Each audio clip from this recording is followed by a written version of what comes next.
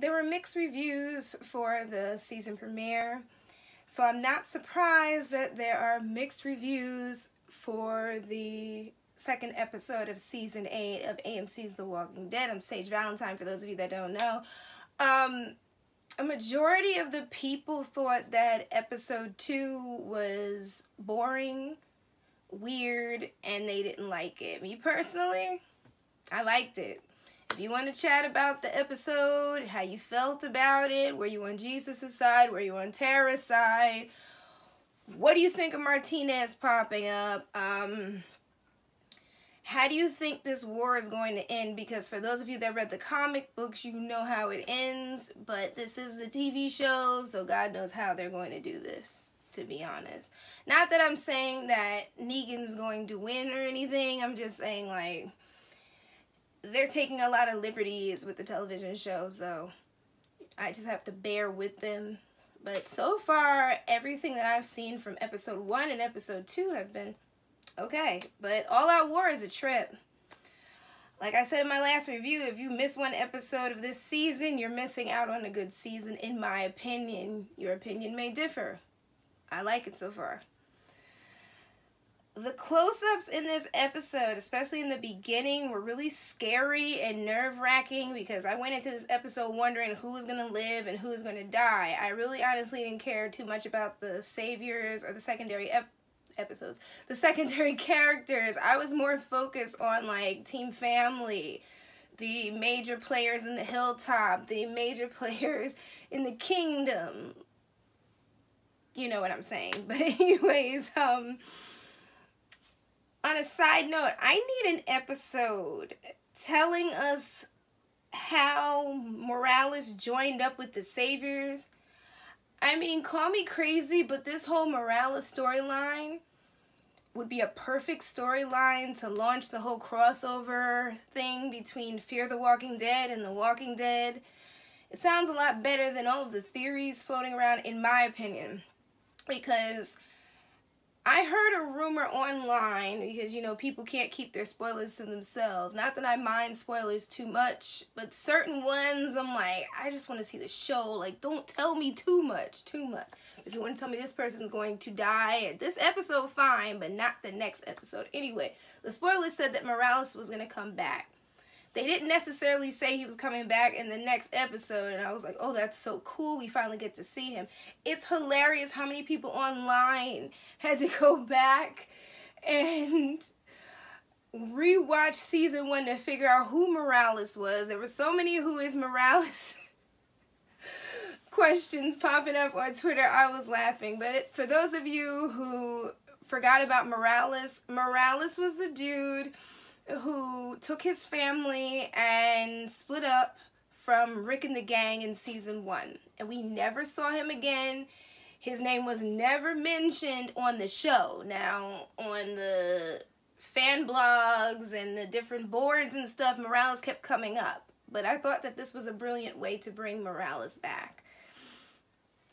I wasn't necessarily confused by the close-ups, you know, of Daryl and Rick and Tara and Jesus and Ezekiel and Carol, etc. And Aaron, I believe. I was just wondering, did that mean one of them was going to die this episode? But Scott Gimple explained on The Talking Dead that those close-ups represented that each character was going to go through something in the episode, and they sure did. And keep in mind, when you see Ezekiel and Carol on the ground and you see all the dust like settling, don't forget at the end of episode 1, I believe someone threw a grenade or something and it blew up, and that's pretty much the aftermath that they're dealing with. So the Saviors are, like, gearing up. I believe these are the Saviors on, like, I'm just going to say a random location, like the far west side of the sanctuary. They really don't know what's going on, because when Mara, that's the main chick who eventually dies in the episode, when she's, like, talking on that walkie-talkie, she asks for this one dude, he doesn't answer. The other one, he doesn't answer. It seems like the third one isn't going to answer, but then he pops up and he's just like, hey, what's up, what's up? And that's when Mara realizes something's up. batten down the hatches, let's go. And before they even got to that scene, it's funny how this extra, who I'm calling her the cornrow savior, she was in season 7. And it was during one of the episodes where they showed Daryl wrangling the walkers outside of the sanctuary. Remember when Daryl had those filthy, that filthy sweatsuit on that was like beige with like the orange letter A, I believe that was an A, on his chest. Anyway, there was a scene happening, and I don't think like it was kind of planned to happen, but it seemed like in the background she kind of saved him. If you're confused about what I'm talking about, go back into season 7. I can't remember the episode, but she kind of taps him on the shoulder and moves him out of the way or something like that. Anyway, she pops up again, and I thought that was pretty cool. Also, Mingus, if you ever watched Boy Meets World, Mingus was like the nerdy kid. Come to find out, he was in this episode, and the only reason I know that is because I watched Talking Dead. I really didn't want to watch Talking Dead because I was like, I think I can go without it. But after watching the whole 2-hour Talking Dead thing for the season premiere, I was like, okay, I got it. Let me watch Talking Dead again and just endure. So we're back to Mara with the walkie-talkie, and she figures out something's up. Team Family pulls up and just starts firing bullets and mowing people down. And a lot of people on social media were like, how do they have all these bullets? They're wasting all these bullets. And then I was wondering as well until I rewatched the episode a couple minutes ago, and I thought about Eugene's whole bullet making thing that he does in the comics. And I'm going to go out on a limb here and assume that they're using that to make bullets this season. I'm probably like in left field at this point. Anyway, we get back to the satellite building, the one where Rick and the gang mowed everybody down. They didn't let anybody live. Everybody had to go. And the saviors were smart enough to put a moat outside of walkers, which I was just like, that's pretty cool though. Morgan wants to go in this building alone, but these two dudes offer to help. The first thing out of Morgan's mouth is like, I don't die, which is code for, especially in Walking Dead, my days are numbered as a character. There's only a matter of what episode am I going to die, and there's rumors swirling all about Morgan. I don't know what to believe. Right now I'm kind of on the fence about the spoilers that are popping up around about him. But after he said that, I was like, yeah, he might die this season. Scott Gimple said that Ezekiel looks foolish to Carol, and all I could think of when Ezekiel was talking to Carol and how she was looking at him, I thought of Michonne and Ezekiel in the comic book, because they kind of have a relationship, but since Michonne is with Rick, everything is switched, and now Carol's basically Michonne. Well, she's not really Michonne, but you get where I'm going. She's taking her place. Needless to say, Ezekiel and Carol are battling side by side as the dust clears, and they're killing off all those walkers. I believe the other knights are around them. Jerry's so worried about Ezekiel. Ezekiel's like, listen, worry about yourself. And I, on a side note, love how Ezekiel is so extra. Somebody on Tumblr was like, why is Ezekiel so extra? I'm like, because that's how he sells being a king. Like, he's got to be extra. He has to be, like, flashy and yes, like a reverend or something. Anyway, he's so overconfident, and that's to be expected, but it doesn't make me any less worried about him as a character, because it's the problem of reading the comic book. You kind of know what happens, but the show likes to take liberties, so we'll see how they make his storyline play out. But I'm worried about Ezekiel, and I'm worried about Morgan at this point. So the battle rages on. There's bullets flying. Rick and Daryl enter the satellite building side by side. I miss them so much, like, working together. I can't wait, and hopefully there's a shot of Rick, Michonne, and Daryl all together fighting. But I'm wondering, is Michonne's character, like, scaled back at this point? Because at this time, Denai Guerrero was filming Avengers Infinity War and probably Black Panther as well. I'm wondering, is that the reason why? And if so, that's pretty cool. But that does not in any way indicate that Michonne is going to die because her character was scaled back a bit. I just like how AMC is working around Denai's schedule. It's pretty cool on AMC's part. So anyway, Rick and Daryl are in that building looking for guns. Eric has been worrying the crap out of me ever since he joined the fight. I know how his story plays out in the comic books, so I'm even more worried about him. Especially after rewatching the episode, because when I watched it at first, I was watching it on my DirecTV Now app. And the app went in and out, so I had to close it out and open it back up again. And by then, people on Twitter were going crazy, like, oh my god, Eric shot, but I'll get to that part later. So Morgan distracts the walkers that are in the moat. He confuses the saviors, and the two dudes at the door get shot, and then we see Tara, Jesus, and Morgan all working together as this awesome team. The rest of the team enters the satellite building where Team Family, as I said before, killed the saviors the first time. So Rick is a little bit overconfident and too comfortable in this episode. I can't be the only person that noticed that. Because normally when Rick goes into a building, like, he's looking around and he is, like, making sure that each room is cleared. I'm not saying that he wasn't clearing the rooms. I'm just saying that, like, he just seemed too comfortable because he has been in this building before. And he has this map, I'm just saying. That group of saviors involving Mara, they seem to overestimate Team Family, which is why 90% of them died. So, let's see. Eric decides to really help out, and that makes me even more worried about Eric. Now, everything is going well as far as that satellite building is concerned, the whole reconnaissance thing that I believe that Morgan and the group is doing. Then Morgan and the two guys go up to this door. The door opens. They fire on one dude. These other people pop up and they shoot all three of them. Now, I didn't believe that Morgan was dead. All these people were all upset. I said, Morgan's not. Okay, the guy that was in the closet that quote-unquote peed himself, he was shady from the beginning. I understand where Jesus was coming from, but that dude was giving off major vibes. Tara saw it, but Jesus was acting as though Tara had a personal issue with the saviors, of which she did, but it seems like everybody has a personal issue with them at this point.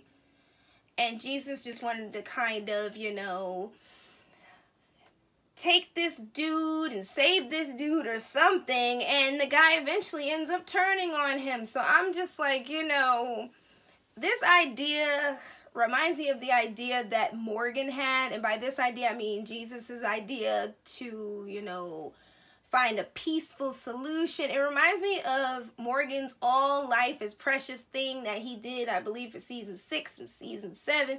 But the thing about it is that eventually that's not going to work, and Jesus is going to get himself into a situation where he's going to have to kill somebody. At least I hope that's where the storyline goes, because that'd be awesome to see Jesus change, because Morgan has clearly changed, but I'll get to that one later. Also, that dude, as I said, shady, lying about being a worker. He's trying to save himself, and Tara was not here for it. And when that guy crushed Maggie's prenatal vitamins, I was like, all right, it's time to go. And kudos to Jesus for overpowering that dude and taking him down. But again, he needed to go. So,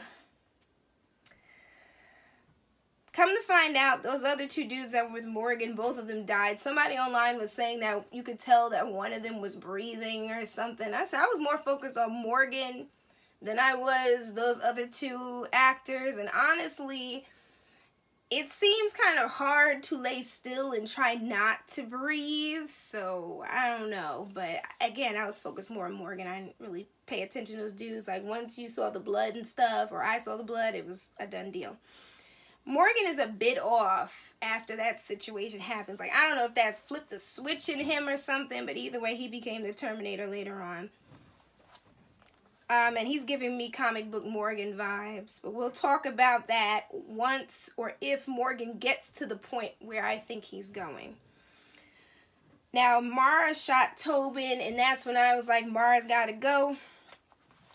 Earlier in that episode, she said something about, or tried to infer that Team Family and the Hilltop and all the people grouped together that were firing on the Saviors, they were too kind of chicken to move a little bit closer. But then before she died, she realized that the reason why that group didn't move in closer because they didn't have to. Once they shot the Saviors and the Saviors died, they woke up and became walkers. And one walker popped up and bit her on the neck, and that was the end of Mara. I really like that creepy, melty, woodsy walker. I was kind of sad to see him go. He looked really cool. That makeup was awesome. But anyway, Carol has this stance as she and Ezekiel and the other knights are searching for this one savior that got away during the firefight that they had earlier in the episode anyway. And I think it probably also stretched from last episode too. But, I mean, TOO, not TWO. So Carol's being practical, and she's trying to tell Ezekiel, like, you know, you're being positive and stuff, but people are going to, like, die. Like, dude, this is not the time to feel this way. And Ezekiel is so positive. I love that character so much, as you should already know if you've been watching my reviews. When he said, fake it till you make it, baby, I was cracking up. I love him and all of his lines. I don't want him to die, but I'm not a writer on this show. I can't say anything about it. But I really don't want Ezekiel to die. I really like him. And yeah, again, I read the comic books. I know what happens to Ezekiel. And Carol's telling Ezekiel, listen, all of us may not make it. And Ezekiel's like, and still I smile, or something to that effect. And I was like, well, I think this season we're going to lose Eric, Ezekiel, and Morgan's fate is up in the air at this point. So Daryl comes upon a room where someone was kept like he was. That person was eating a dog food sandwich just like he did. And it gave Daryl kind of PTSD flashbacks. Now let's jump to Rick. Okay. Rick Grimes entered this room and this dude snuck up on him, and that fight was intense. They were beating each other's behinds until Rick decided enough was enough after they smashed, or Rick's back smashed into like what looked like a shelf, and then Rick impaled this dude on what looked like a bolt, or I forgot what those things are sticking out of the walls. Anyway, the dude died, but before he died, a couple minutes before, he said something about like a name like Grace. And I'm like, well, who the heck is Grace? So when they get back to Morgan, and Morgan is a lean, mean killing machine, like the Terminator, no remorse at all. Tara and Jesus lead this crew to find the other saviors, or another grouping of saviors. And Jesus has this idea that the group doesn't need to fire on these saviors. And Tara's like, this isn't a good idea, and Denise is all skeptical, and I'm skeptical. But Jesus was right for that one time, and I'm saying that one time because I believe there will be a time where he might be wrong. As much as I love Jesus as a character, this fight is going to be very unpredictable, as it was in the comic book. You didn't know who was going to die, who was going to live, and what was going to happen. And I feel like that's how it's playing out on the TV show right now. But anyway, Tara, Jesus, and the crew, they're standing there with the guns out. One dude pops out. I believe they're in a trailer or some type of thing. I think this is where the saviors were, because Tara and the crew were outside of the trailer. But anyway, the one guy they came upon put his gun down. The other ones, this guy convinced them all to put their guns down. So Tara's kind of side-eyeing Jesus, and she's like, listen, Maggie may listen to you, but Rick listens to me. So clearly these two are butting heads, and there's about to be a problem with that. Will that affect all-out war? Not in a big way, but that situation is going to have to be dealt with. And I wonder how Rick is going to react to Jesus's idea of doing this, and how will Maggie react to Jesus's idea as well. Clearly Morgan's having some sort of inner battle, because as he's shooting and killing the saviors, he has a flashback to that scene in, was it season 6 or was that season 7? It might have been season 7. And he's talking to Rick, and Rick is telling him, like, listen, your idea is cute and all, but we're going to have to kill, you're going to have to kill, we got to get them before they get us. And Morgan's just mowing these people down. Pow, pow, pow, pow. People are all going down. Head shots, chest shots, belly shots, everything. He makes it to an opening and the light flashes. And he's a bit disoriented. And to make a long story short, he goes out into the courtyard. I'm going to call it the courtyard or the lawn or whatever the heck they call it outside of the satellite building, maybe the woods. And he sees Jesus and he sees Tara and then he sees all the saviors, but he sees the long-haired dude from season 7. And honestly, I kind of wish that Negan had killed that dude, because that dude was getting on my nerves. And if not, I wish that Gavin had killed him. But I don't see this dude surviving very long, because eventually Morgan's going to end up shooting him. I won't miss him, though. Especially after what he did to, and I believe the character's name was Ben, because that's whose armor Morgan is wearing. So, Jesus stops Morgan from killing that dude. Morgan was like, we came here to kill them. We are supposed to. And by them, he means the saviors. Jesus is like, that's not what we do. Morgan's like, well, what do we do? Or what are we supposed to be doing? And I'm just like, exactly, Jesus. What is your end game for this? Because again, this is war. The saviors are not going to think twice. They're just going to shoot people. This idea is cute and all, but eventually it's not going to work. So Rick comes upon a nursery. I believe Rick comes upon a nursery, and there's this little baby girl named Gracie. How do I know Gracie's name? Because it's written on the wall, and also because the dead impaled guy whispered the name Grace. So I put 2 and 2 together, obviously. And we know Rick can't kill that baby, obviously. Judith, that's probably the first thing that came to mind. So that whole sight of this sweet sleeping baby completely throws Rick off. So Carol sees a bloody leaf because she, Ezekiel, and the crew and the Kingdomites, the Knights, are still trailing this savior because they're going to capture him so he can't run back and tell Negan.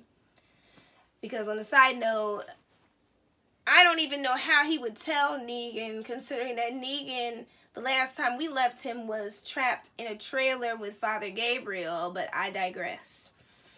Anyway, Ezekiel comes upon an open clearing, and all of a sudden out pops the savior running, and Shiva gets him. She eats him, and I wasn't even worried about him. I was like, man, Shiva for a computerized tiger looks gorgeous. Beautiful. So we're back to Aaron and some of the Hilltop people, and they're shooting, and a whole bunch of people get shot. Aaron runs out of bullets, so he uses a car to mow down a bunch of saviors. And he runs over to see Eric, and Eric seems fine until he starts kind of huffing and puffing, and then we see that he has like a hole in his belly and is bleeding out. And honestly, I think that Eric is a goner. I could be wrong, and I'll admit that I'm wrong, but a gut shot, yeah, I think Eric is gonna die. And if he doesn't die from this, then he's gonna die from something, but I think Eric's days are numbered. Ezekiel delivers a rousing speech to the Knights and Carol. Shiva, again, is gorgeous. Ezekiel is determined to continue the fight. Number 1, he has to motivate the Knights, and number 2, he just wants to continue to fight. Fake it till you make it. regardless of how he feels about this fight inside. So Rick went into another room. He was looking at a picture. And again, he did not clear that room. And needless to say, somebody pops up with a gun. It's a familiar voice and a familiar face. It is Morales from season 1. And he is a colder and darker man at this point. And he's now a savior.